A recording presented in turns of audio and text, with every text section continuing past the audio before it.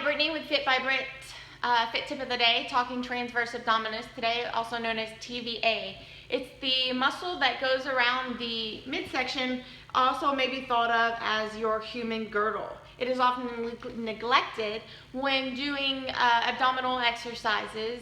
I don't think people necessarily know how to train it. I could have the fittest person in my class or in my gym, and they lack knowing how to use their TVA.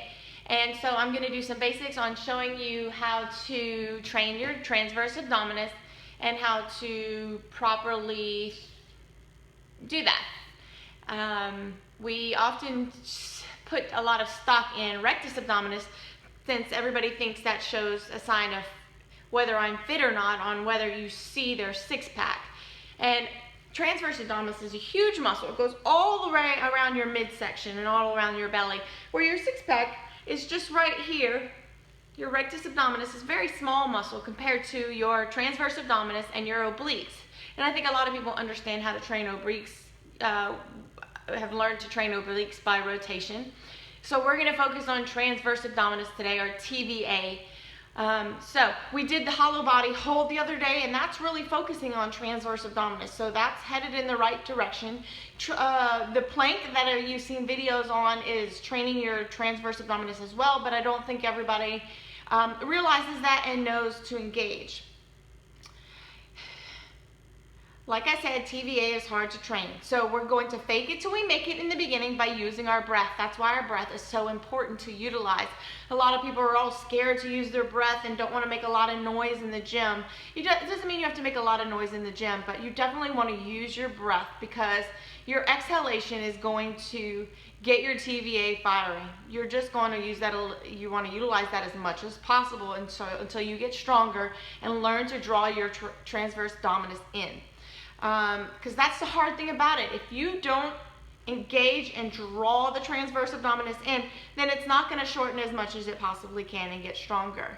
It's not like the rectus, whereas if you flex your trunk, then it's almost automatically firing, or your bicep. If you flex your arm, your biceps are firing. So transverse abdominis. We're just going to talk crunches for simplicity, okay? A lot of us start to pick our pubic bone up towards the ceiling. And we can think about if we're trying to train our rectus abdominis, then you would want to do that. But we're thinking more TVA today. So I want you to keep neutral pelvis. Your tailbone is pressed long into the mat, and your hip bones are parallel to the mat, not cocked this way. Okay, so pelvis is neutral, tailbone long. All right, then we want to channel, I say, olive oil. So olive oil, if you haven't seen Popeye, has a really tiny waist. So we're trying to cinch up our belt, channel olive oil, however you want to think of that. But that ring is going all the way around. So we're already engaging the transverse abdominis before we even start any motion, okay? Then we've got muscles in between our ribs called intercostals. A lot of people neglect these as well. So I want you to put your hands on your ribs. I'll relax my head so you can relax yours. Hands on your ribs. Give me a deep inhale. Feel those ribs expand like a balloon filling up with air, and then exhale all of the air out.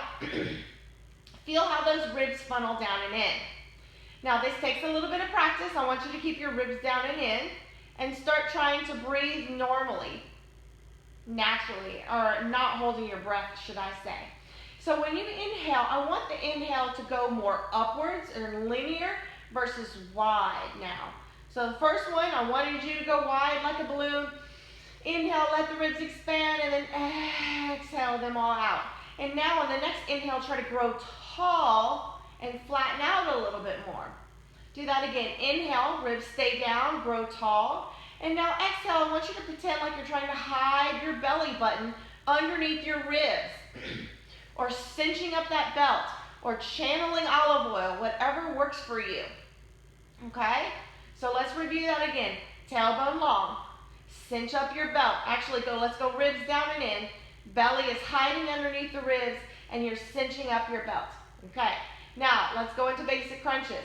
A lot of times people complain about their necks hurting them.